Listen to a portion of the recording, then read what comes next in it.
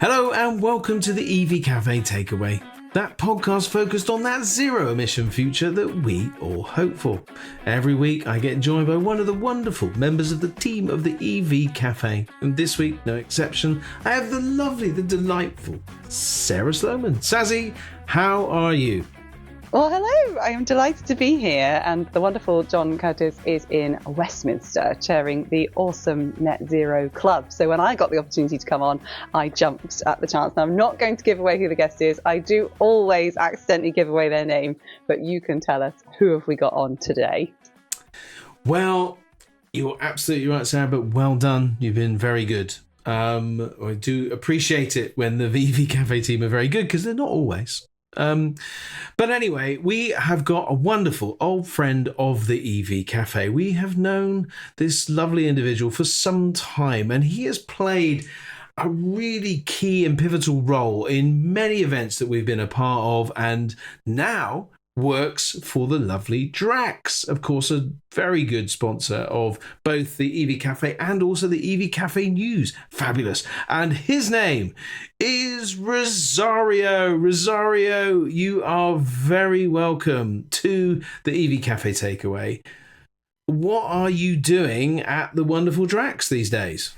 So I work in the Drax EV team, so supporting organisations with their transition to electric vehicles. Effectively, just trying to help support them with their strategy and plans on kind of making sure that they get the right infrastructure in. It's an exciting role, it sounds like, and one that is so important for the industry. And, you know, I guess joining a company like Drax gives you such a breadth of opportunity. What sort of projects do you get involved in? So Drax is quite a big beast. The largest renewable energy company in the UK and part of the national critical infrastructure. So from a wider business perspective, there is a lot going on.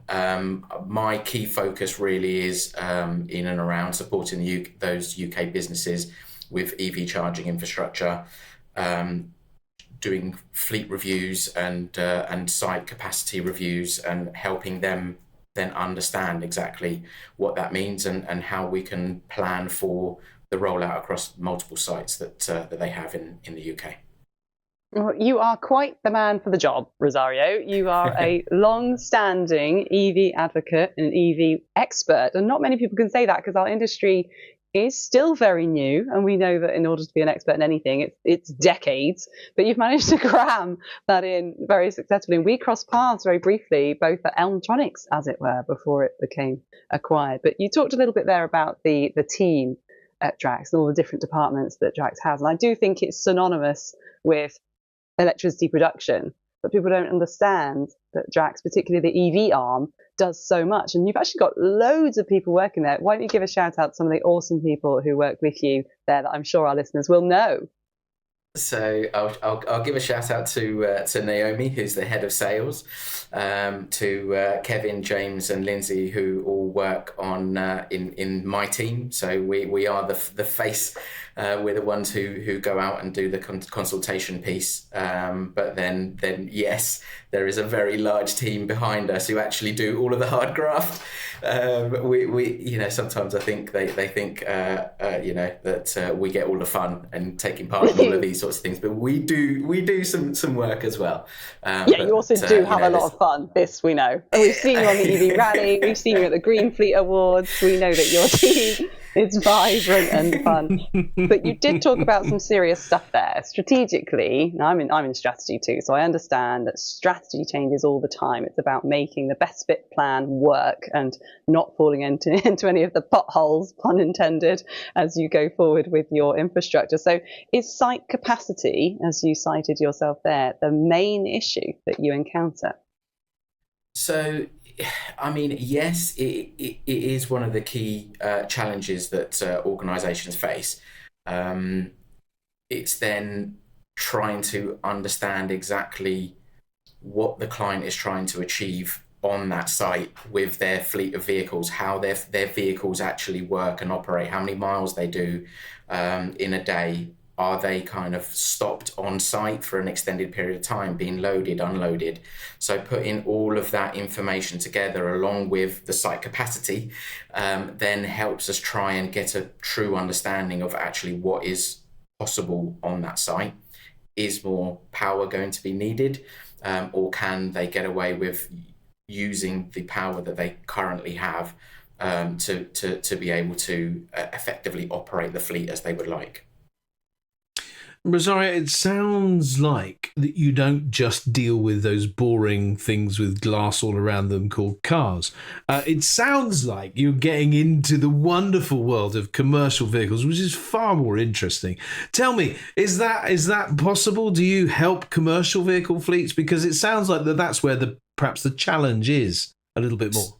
So yeah, I think within the industry, sort of 5-6 years ago, I think cars was the main focus. I think over the last few years, definitely commercial van fleet operators is kind of where it's moving towards. And I love a challenge, so they are more challenging. So yes, I do enjoy getting involved in those, but there's also been, within my career, some truck operators that I've kind of helped and supported as well, which was kind of pretty interesting to kind of work on a project of that sort of scale. So yes, cars, kind of when I was younger, cars were definitely my favorite, but I do love a van now. Yes. See, that's what we love. We love new parties coming into the van world and really getting to grips with that world. But I mean, you mentioned when you were younger. I mean, that can't have been very long ago because, clearly you're a young man. But when you were younger, what did the future look like for you? Did you imagine this as you looked out over, how did you get into the world of decarbonisation, and how did you get into this world in the first place?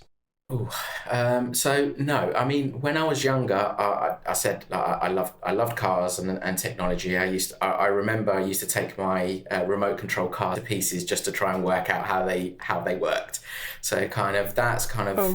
My sort of interest within this industry. I mean, the technology it just is advancing at such a vast pace that my brain is constantly whirring, trying to kind of keep up with the changes that are happening with batteries, with charging speeds, software updates that are constantly kind of happening as well. So, and regulations as well, let's not forget those. So it definitely keeps me on my toes and keeps me interested. I think it was kind of maybe 11, 12 years ago now, I was kind of looking at myself and trying to think of what interests me, and I think it was the sort of cars and technology that kind of did interest me. And at that time, I remember BMW was looking for iGeniuses, and I kind of started looking at, applying for roles in that sort of industry, and actually ended up having a chat with Colin, and kind of that then was my entry point into this industry, and what a learning curve it has been over the last 11 years. For those who don't know, Colin... Let me just say before... I'm going to give a little gem away there. No, you carry on. Go ahead. You carry on, You carry on. Okay, I will. Colin is... You carry on. Oh, God, he's still at it. Pantomime never leaves Paul. Still going ahead. Colin Boyton is, in fact, part of the Green Fleet family and runs the EV Rally, the Green Fleet EV Rally. And we talked a little bit earlier, Rosario, about how much fun you have, and I want to come to you about the EV Rally, but Paul, come on, chip in. What was it? I was just going to tell everybody who Colin was, and of course we have talked to Colin on the podcast, so you can go and hear how. Colin is an infectious character, isn't he? I mean, he's passionate about the space, and it's great that he gave you his first opportunity.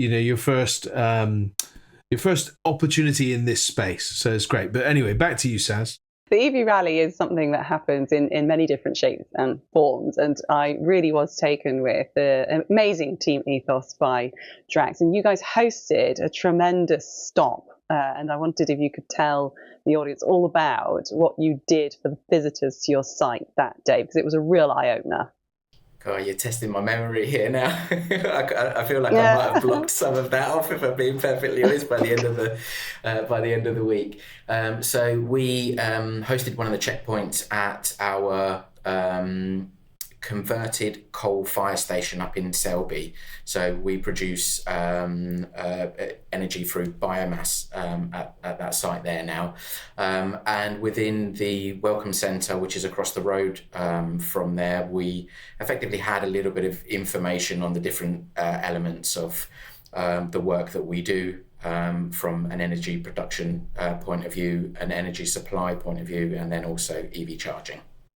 Well, that's the whole picture, though. That's why I asked. It was a bit of a loaded question because, of course, the message out there is that we need to drive something that isn't going to pollute the air. And that really only sustainably, massively stacks up if it's making sure it's as renewable as possible, the energy that's in the grid that we then consume out of the grid into our vehicles. And having that information, and something I've really admired about working with you and Naomi and Lindsay and all the people you mentioned earlier, is the information that Drax takes the time to translate. I've seen articles on the importance of the OCPI 2.0.1, if I got that right. Oh no, OCPP 2.0.1, and what that means for the consumer and your clients when they're procuring hardware for their site that becomes scalable and moves with their growth patterns as well. And were you part of that research project?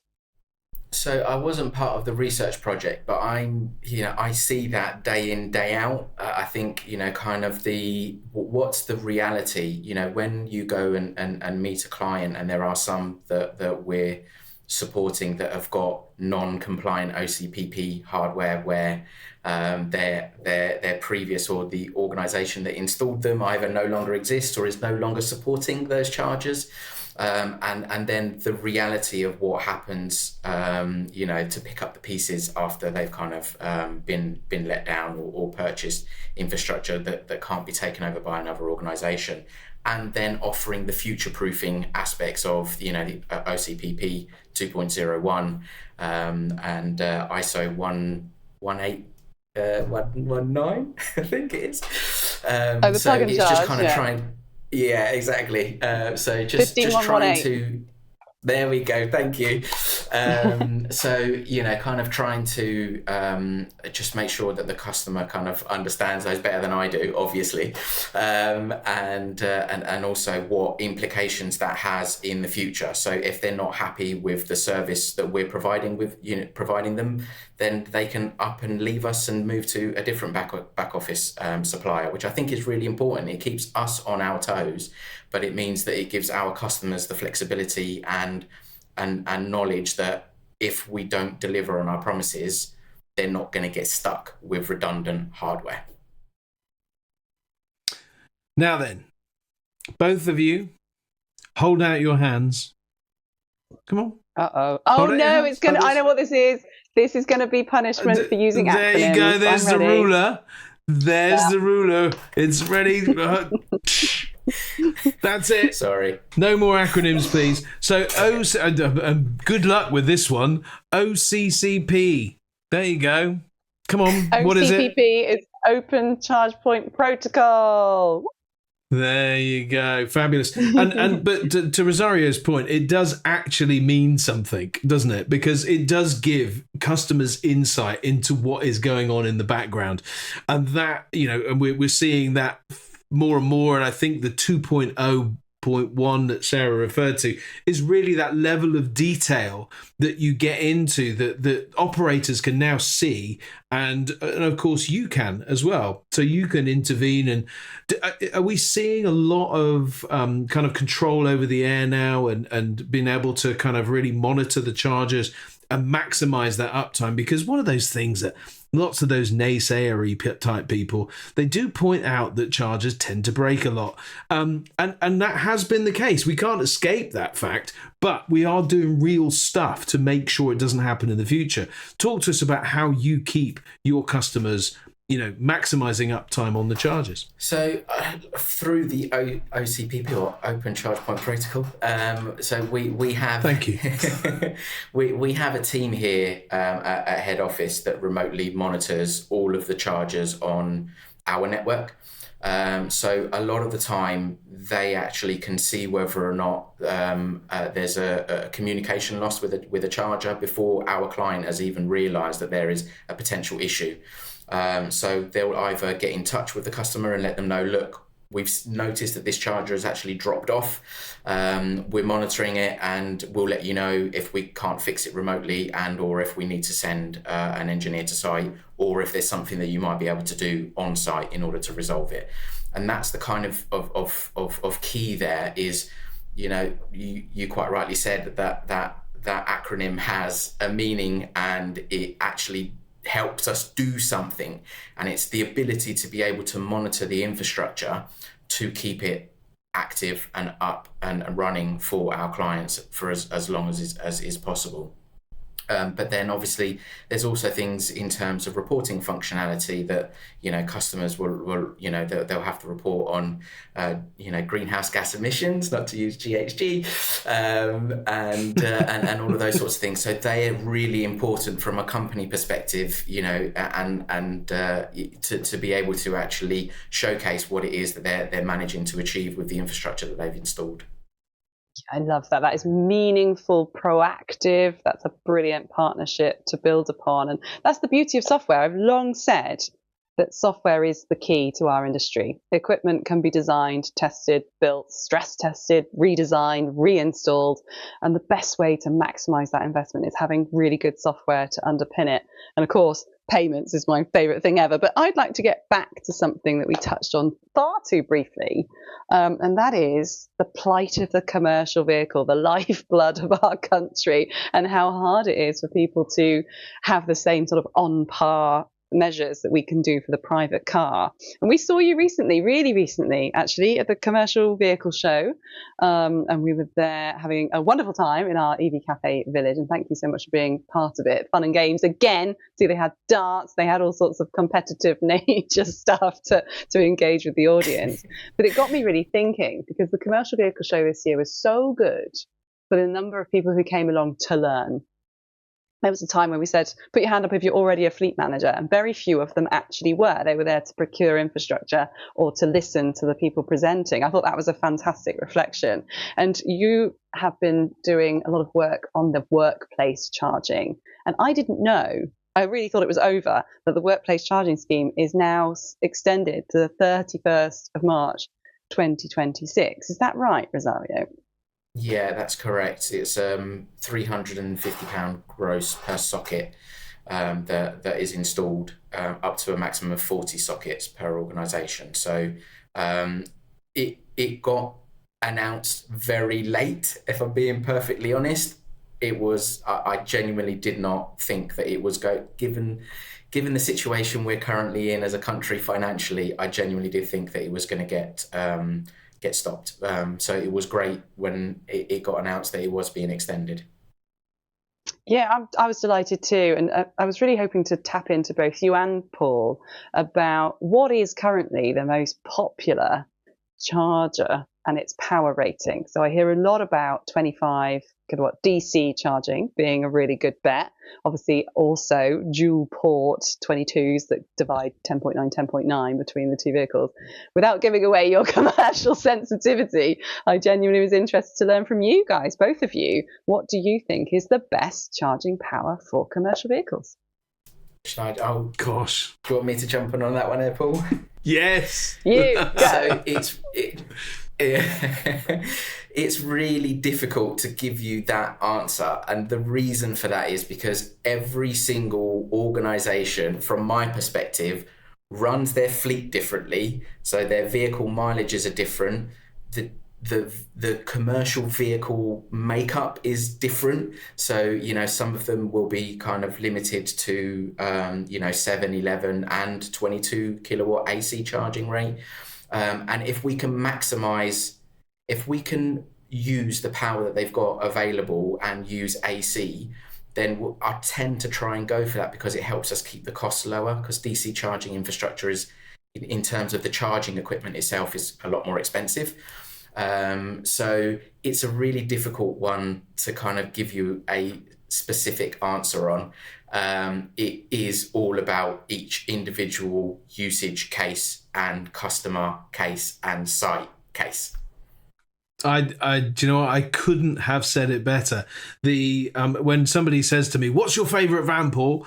Well, I don't actually have a favourite van, because or what's the best van? Because that's a more objective question, isn't it? The sort of favourite is subjective, but what's the best van? What ticks all the boxes?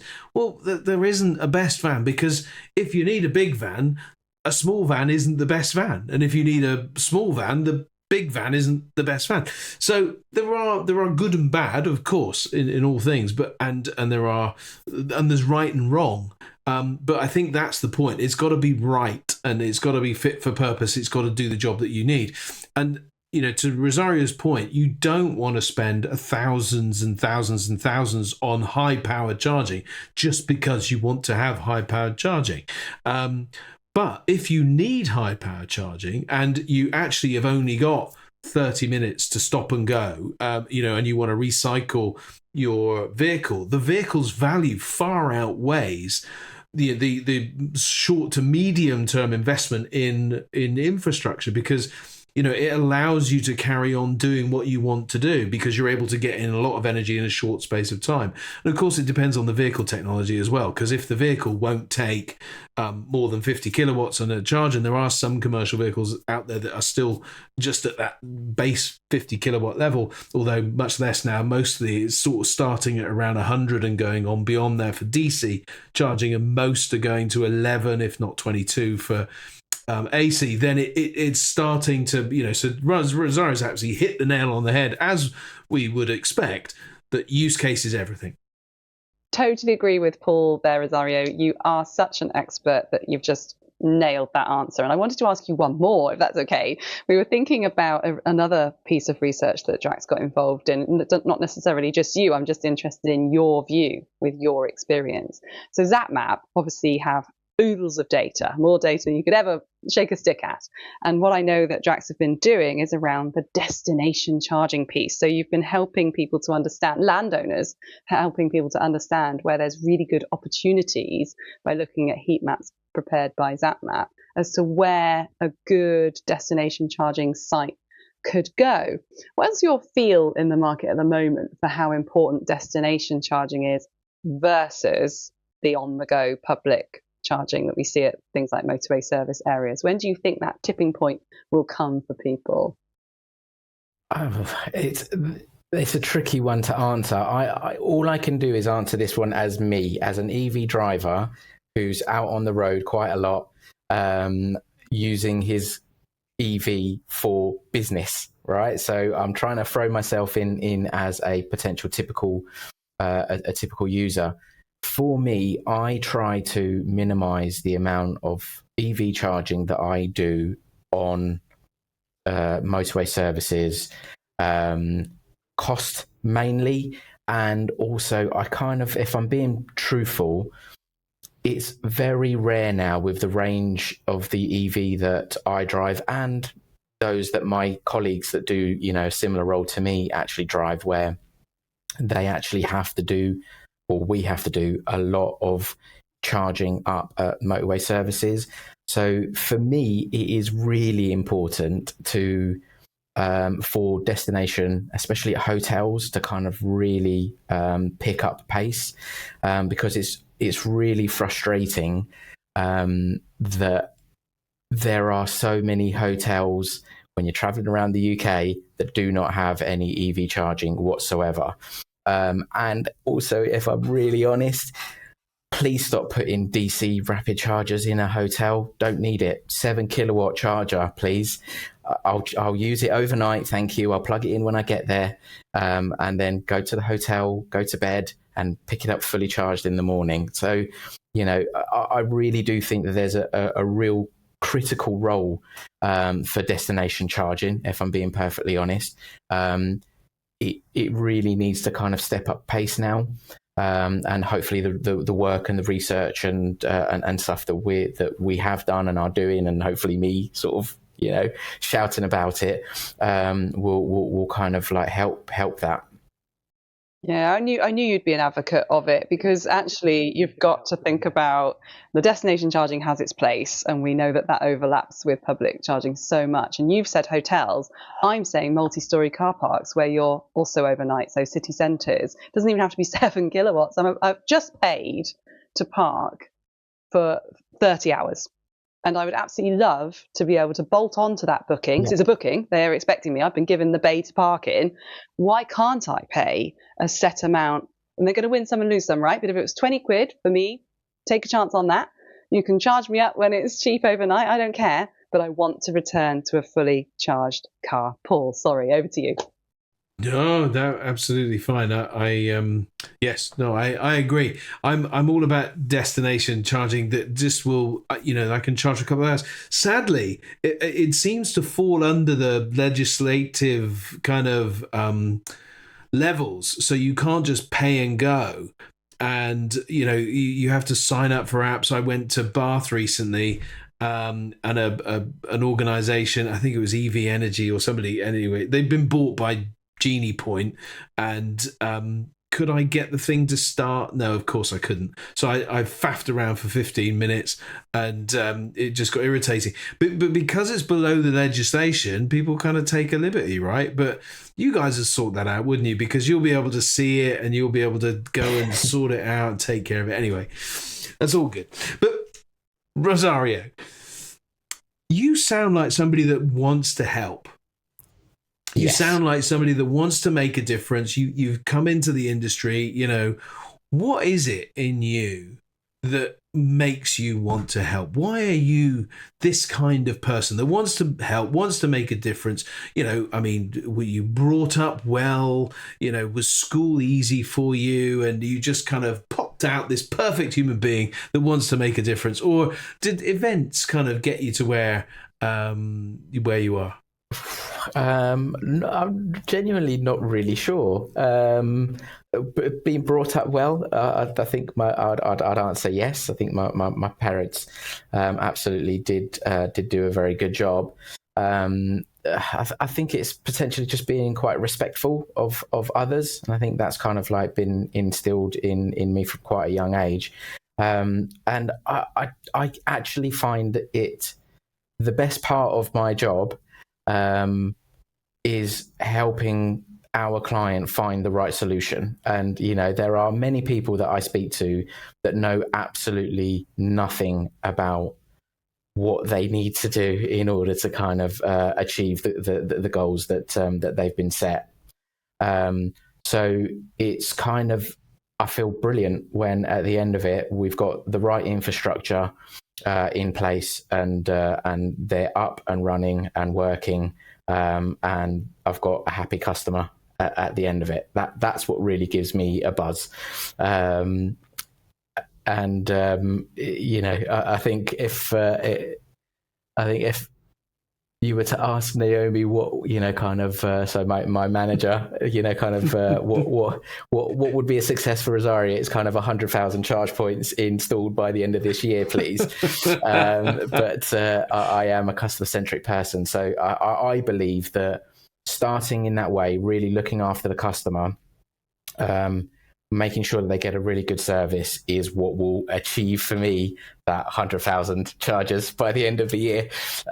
Because if you look after people, then, they'll tend to come back to you, and they'll tend to, put in a good word with somebody else that they know. And that's the way I've always kind of tried to build my pipeline over the years. Fantastic. And that's exactly the right way to win business, to give good service. Customers are going to want to come back and want to be helped. And it's great. Companies are good, and there are lots of great companies out there. But if the people aren't right, then the company almost doesn't matter. I mean, and in some cases you can get away with it being a great company and having like not so great people. But I think, the best companies employ the best people and have the right people in the right place. And Sounds to me like they've done a pretty damn good job there, Rosario. So now, Rosario, we have a closing tradition. So you've had the ruler, you've had the rap on the knuckles, but we now have the magic wand, the EV Cafe magic wand. And you get presented this as a closing tradition. It's got the lightning bolt there, just like Saz's cardboard one there. And we hand you this. We pass this over the airwaves. So you've got to take the magic wand. And so here it comes. There you go. You got it. You got it. Right. So, Rosario, you now hold the magic wand of power. And you have one wish, just one. I'm sorry, you can't have more. And you can use it however you like. So we've had world peace, obviously. We've had unlimited power. We've had a personal chef from one person, which will be coming out shortly. So you could use it however you like. How would you use your one wish? And Naomi's listening. Yeah, I know, absolutely. I think this, right, so if I've only got one wish, then I think it would go back to part of the conversation we had earlier in relation to power. So I genuinely think that a lot of the misconceptions is the grid going to cope? Whereas I believe that the grid is absolutely fine and not the problem, but actually the issue that organizations are having at the moment in relation to power constraints is down to the DNO, so the distribution network operators. So getting the power locally, not nationally, that's where the issue really truly lies. And my magic wish would be, please, can we make things a lot more simpler, quicker, and more effective in order to kind of help support these customers that just basically want to get a little bit more power and get the projects moving forward. 2 years. I think we've had one client where it took 2 years to get 160 amps of power. I mean, that's not really a lot. 2 years in order to try and get that new supply to site is just too long, and it drags projects. It means that for an extended period of time, we're stuck. We can't do anything because until that power is available, we literally cannot help and support the client in any which way, shape, or form. We've had quite a few words beginning with the letter P on this session. First of all, we started with procurement, choosing the right partner. And then we talked about what this is really, getting the power. I agree with you. We generate plenty of power, just getting it to where it needs to be. And in order for that, you need patience and a lot of pounds, because sometimes these connections can be fairly pricey. Let's get all of But as we reach the end of our time, a roll. I'm sure you could have said prowl or something equally as P-worthy. But seeing as we've had such a lovely conversation together, I always feel the need to reflect back to the guests and how wonderful they are. That's why we wanted you on the show. We were graced with Adam. I think Adam came on in Adam Hall, came on in October time. Naomi's been on as well, and now you as well. So it's a great pleasure to confirm that you are a wonderful customer-centric person. And you probably haven't seen it, but in the chat I was like, he is so kind all the time in capital letters, because you are endlessly gracious and polite, and you're genuinely interested when people speak to you. And that, I think, is why Drax are so lucky to have you, Rosario. So it's with personal thanks from me that you've been on our show. Oh, thank you. And thank you both. You're too kind, but it's been an absolute pleasure. So thank you very much. Very good, and it's been great having the partnership with Drax. I was really excited to go into the Hollow Mountain. Yeah, I went into the Hollow Mountain and saw all the big turbines and all the power that you guys generate. So you're not only part of the solution in the distribution of the charging infrastructure, the bit that you do, but you've got different projects all over the country that are looking to solve the problem of power in your own way. And I think it's a fantastic holistic approach to the the challenges of electrification. So it's great, and we so value the fact that you've been on the show. We've had a lot of fun, we've smiled a lot, and it's always good. And good use of the magic wand. Wow, very wise, very wise. And so we'll take it back and take it for the next user. But thank you, Rosario. Thank you, Saz, for that wonderful reflection. Lots of peas. It's making me hungry now for my tea. Fish chips and peas. Thanks, guys. It's been an absolute pleasure. Listen, check into all of the podcasts. You can get them on Apple and Spotify. We've been doing this for over 2 years now. My goodness. And we've got lots of amazing people telling amazing things about, how problems get solved, the solutions that are out there, and the wonderful people, another good P, of our industry. And it's been fantastic. So check it out. You can link with Rosario on LinkedIn, of course. You're there, aren't you, Rosario? You can also follow Drax there. We'll put all their links into the description of this podcast for you to check it out in the future. So check out all the other ones. They're almost as good as this one, but you'll enjoy them nonetheless. Saz, thanks for your company today. Been amazing. Yeah, always a pleasure, Paul. Thank you. And thanks for having the name Paul so it matches my P theory. Rosario, you fail on the P front, I'm afraid. Sorry about that, but it's been great having you as well. And until next time, everybody, have a great day.